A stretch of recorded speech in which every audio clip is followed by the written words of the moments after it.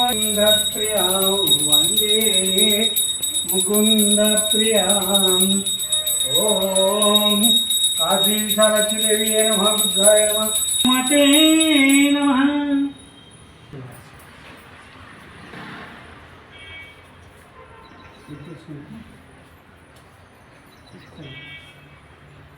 Kashi to Kanyakumari 1000 kilometre line వచ్చింది।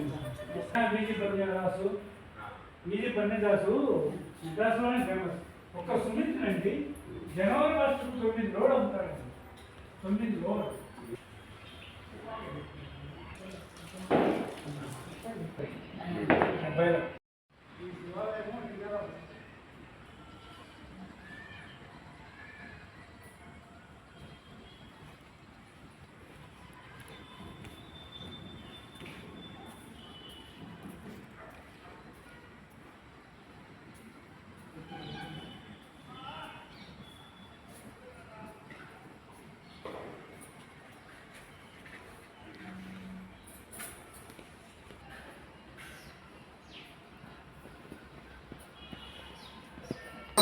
श्री भुवनेश्वरी राजराजेश्वरी अनंतरूपिणी बालय नमः।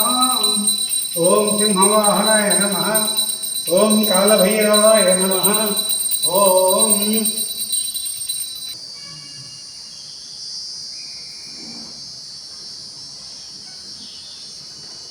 ये शिव अभिषेक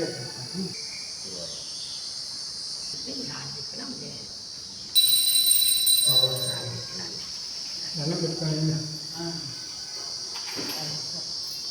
దండం పెట్టుకొని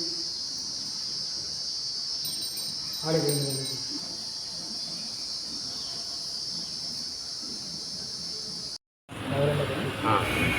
శుక్రవారంలో ఈ కుంకుమార్చనలు వచ్చేసి ఆలయానికి వచ్చినటువంటి భక్తులకు ఈ యొక్క వడివ్యం కార్యక్రమం ఏర్పాటు చేయడం అనేది 3 వంతులుగా 3 టైమింగ్స్ ఏర్పాటు చేసుకుని ఒక్కొక్క టైమింగ్లో 70 మందికి, మళ్ళీ సాయంత్రం 5 గంటలకు 70 మందికి, మిగిలిన వారు 7 గంటలకు ఒక 40 నుంచి 50 మంది వరకు ఉంటారు।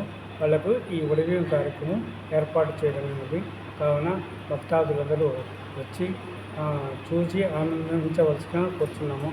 ఇక్కడ వడివ్యం స్వీకరించిన వాళ్లకు అమ్మవారి కృపా కటాక్షములు అన్ని విధాల ఆయుర ఆరోగ్య ఐశ్వర్య ప్రాప్తుల స్వరూపంలో ఉంటుంది। నా పేరు వెంకటాచలం, అష్టాదశమి ఆలయ వ్యవస్థాపకుడు। సృష్టిలో మానవుడు అనుకుంటే సాధించలేనిది ఏదీ లేదు।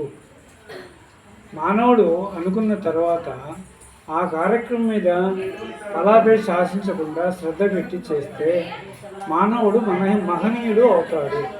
మహనీయుడు కావడానికి కారణాలు 9 ఉంటాయి। ఈ కారణాలు 9 అష్ట ఐశ్వర్యాలు పొందటము అనేది ప్రథమ పాత్ర। అందులో ప్రథమ పాత్ర అనేది ఆ ప్రథమ పాత్రలో ఓనమాలు బాగా శుద్ధంగా నేర్చుకోవాలను, జ్ఞానము పెంచుకునేదానికి ఈ 10వ తరగతి వరకు పనికొస్తుంది। ఒక దాని మీద రీసెర్చ్ చేసేదానికి, ఒక మేధస్సు ఉపయోగపడేదానికి దాంట్లోంచి సపరేట్ అయిపోతుంది। దాంట్లోంచి సపరేట్ అయిపోయిన తర్వాత PhD వరకు ఒక దాని మీద రీసెర్చ్ చేయడం అనిపిస్తుంది। మాకు ఆధ్యాత్మికంగా ఈ ఆలయము ఒక ఏర్పాటు కావాలని సంకల్పించి ఈ అష్టలక్ష్మి గుడిని ఇండియా అంతా సర్వే చేసి, ఇండియాలో మొట్టమొదట కలకట్టాలో ఉంది, తర్వాత తమిళనాడులో ఉంది మహాబలిపురం రోడ్లో, తర్వాత మన ఆంధ్రప్రదేశ్లో ఎందుకు ఉండకూడదు అని చెప్పేసి ఈ ఆలయాన్ని నిర్మాణం చేయడం జరిగింది। ఈ ఆలయం నిర్మాణం చేయడంతో కూడా మా యొక్క భగవతాత్మైన ఈ సేవలో ఉంటూ ఆధ్యాత్మికంగా జీవించుతూ ఆస్ట్రాలజీ అండ్ విజన్ టెక్నాలజీ అంతా చెప్తూ ఈ వచ్చిన సంపాదనను అమ్మవారికి వినియోగిస్తూ ఈ ఆలయం కట్టడం జరిగింది। అందులో ఈ అష్టలక్ష్మి చరిత్ర అంతా కూడా అష్ట కష్టాలు తొలగేదానికి, అష్ట ఐశ్వర్యాలను ప్రారంభి పొందేదానికి, అన్ని విధాలా బాగుండేదానికి ఉపయోగపడుతుంది। అందులో ధాన్యము లేకపోతే ధాన్యము, ధైర్యం లేకపోతే ధైర్యము, విజయము లేకపోతే విజయము, మహాలక్ష్మి లేకపోతే మహాలక్ష్మి, సంతానం లేకపోతే సంతానలక్ష్మి, విద్య లేకపోతే విద్యాలక్ష్మి, ఎంటైర్ అందరూ మానవులు సుఖ సంపత్తులతో ఉండాలంటే ధనము కావాలి కాబట్టి ధనలక్ష్మి. అట్లని ఆదిలక్ష్మి అనేది అన్నిటికీ మూలమైన ఆదిలక్ష్మి అంటారు. ఈ ఆదిలక్ష్మి సమేత నారాయణుడు సపోర్ట్. లక్ష్మీదేవికి భర్త లేకపోతే ఆమె కూడా విధవ అయిపోతుంది కాబట్టి నారాయణుడిని పక్కన పెట్టారు. లక్ష్మీ నారాయణుడిని పేరు ఆ యొక్క లక్ష్మీదేవికి పక్కన సంకల్పం పెట్టి అక్కడ పెట్టారు. అదే అష్టలక్ష్మి గుడి అంటారే కానీ లక్ష్మీనారాయణ గుడి అంటారు. అష్టలక్ష్ములు అక్కచెల్లెలు ఎంత ఉంటారు కాబట్టి అష్టలక్ష్ములు ఏర్పడడం జరిగింది.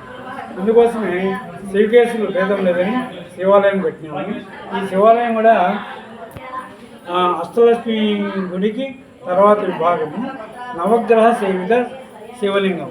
ఈ నవగ్రహ సేవిత శివలింగం నవగ్రహాలు 9 విభాగాలుగా ఉండి సూర్యుడు సమేత నవగ్రహాలు, చంద్రుడి సమేత, బుధుని సమేత, కుజుని సమేత, రాహు సమేత, గురువు సమేత, రాహు కేతువుల సమేత, శుక్రాచార్యుని సమేతగా ఈ ఆలయము నిర్మితమైంది.